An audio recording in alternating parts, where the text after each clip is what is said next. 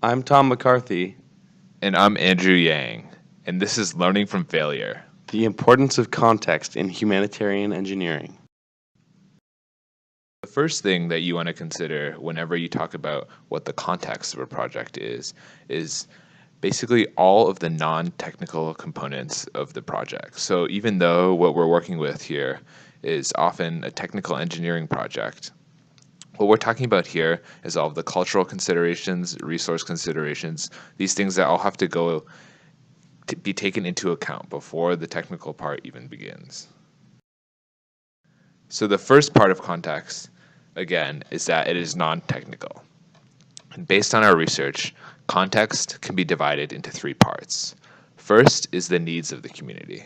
Second is the culture of the community. Third is the available assets of the community. While these three areas all seem really broad, don't worry.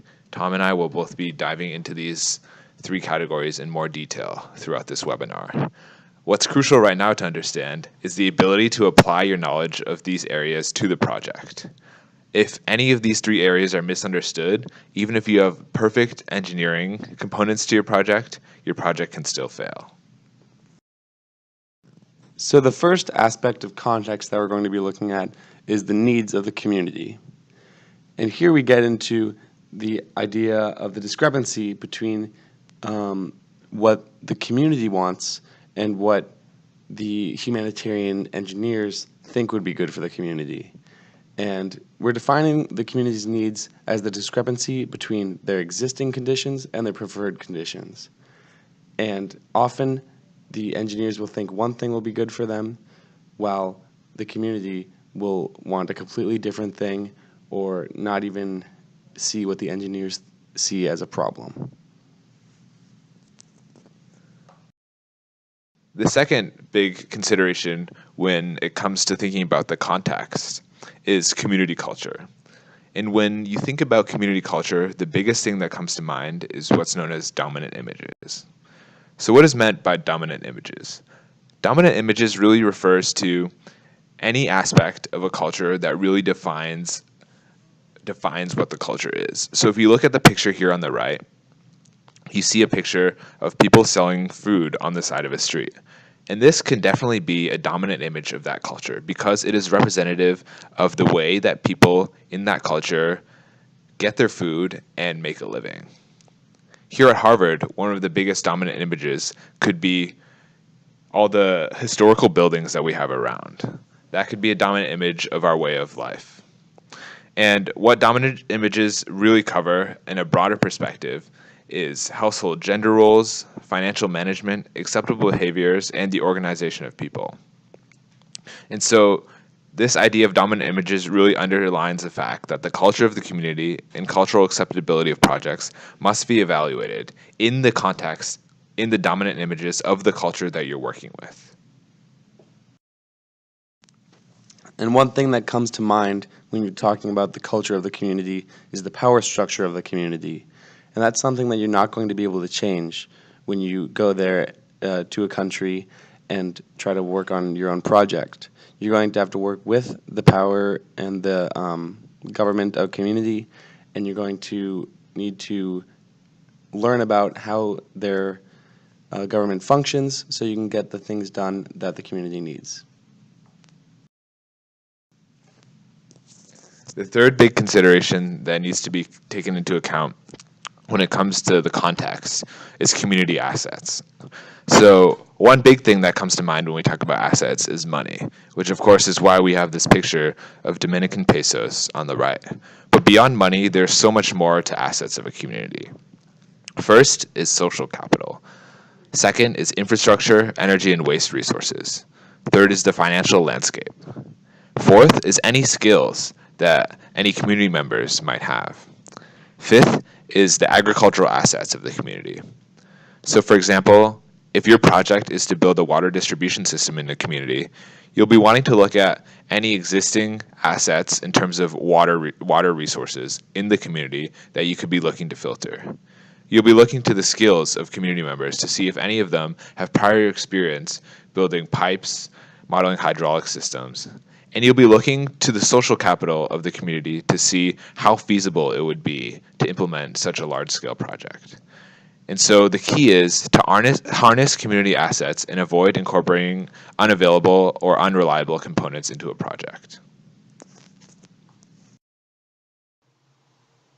One example of a failure to assess assets in an engineering project that we found online in our research was a project known as the Government Service for Rural Citizens Project. The goal of this was to install computer kiosks in India.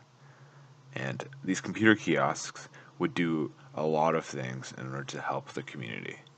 It could provide services such as the sale of goods, education, and increased access to information. However, while the intention was great in this project was derailed because of a lack of transparency. What ultimately happened was that the community lacked the infrastructure in terms of electricity to even run the computers, because they only had 1 to 2 hours of electricity per day. And so what it comes down to is prioritizing projects. A community has limited resources, manpower, and experience in order to get something done. And so what you need to do is to put higher priority for the community and lower priority for humanitarian assistance. You can create goals that will complement the community's assets. It's not just about your vision for what you want to do in the project, but a large part of it is about how your vision fits in with the community's needs. So now we're done giving a broad overview of what context is exactly, and we're going to do a deep dive using a specific project, the Solar Cookers project in East Africa. And looking at this project, we're going to be specifically diving into the community culture aspect of context. So, the Solar Cookers project in East Africa was trying to implement solar cooking to eliminate the need for firewood. And this would help the problems they had there with finding enough wood to burn for making fires and cooking. And it would help make more food, help the environment, and alleviate the issue of having smoke in the home after cooking. And so before the project actually got underway, here's what the engineers working on the project envisioned. The first thing that they saw was vast health improvements. This is because there would no longer be any smoke inside the home that stemmed from cooking indoors, which could cause things such as cancer, lung disease, and death. And second, there would be more food because these stoves are more efficient. And so that would lead to greater nutritional benefits. The second category of what the engineers saw as a benefit was energy efficiency. And so they could be saving whatever resource they're using to cook the food and use it towards other needs, such as heating their homes, or they could be saving it and helping the environment. The third is better lifestyle, because there'd no longer be the cooking odor in the house, and there'd be more space to do other things in the living area that is your home. What the engineers also saw was huge environmental benefits. So what was going on in the community at the time was they were using firewood to power their cooking. This was leading to deforestation issues. And as you may know, deforestation can lead to negative environmental effects, such as soil erosion. And also, this is not sustainable. So even if this project wasn't implemented, the community would need to find an alternative to using firewood at some point or another. And so what the engineers really saw in this project was a 100% reduction in firewood consumption. But the community saw different issues. So first of all, they didn't see smoke being in their home as an issue. It was just how they cooked and how they lived. And changing this would just be a big hassle and not something they really saw as something that needed to happen, because it's been part of their life for so many generations. Also, the solar cooker wouldn't be large enough for the typical family. And third, it would be too expensive because firewood is just cheaper. And so beyond the cultural misunderstanding that we just went through, that is, the mismatch between what the engineers saw and what the community saw. There's also a technical issue in that the new stoves that the engineers were trying to install were variable in their cooking time. They were unreliable, and so they were seen by the community right off the bat as not such a good alternative to their current method of cooking, which, although wasteful in its use of firewood, was reliable in the fact that they could cook how much they anticipated cooking. But an even bigger problem was run into. So after looking at the implementation of these solar cookers, the engineers realized that it's a really big cultural taboo to cook outside. And the leader of this project even was physically threatened for cooking out in the open because so many cultures in the area found that cooking outside was basically showing off your wealth and was very rude to do, and that's not something that the culture would want to implement in their community. And so as a result, before this project was even able to move on to its implementation phase, it was stopped because there was no support among the community. It lost respect from the community because of the various reasons that we outlined previously. People were saying to this project lead that, oh, you must be very new to Kenya because you clearly don't understand how our way of life is and what kinds of things that we need when it comes to cooking. And so it ended up being what was seen by many as a waste of time and money with negative or zero improvement in the community. We say negative improvement because now the community has been harmed and they have a bad image of these engineers that were working with them.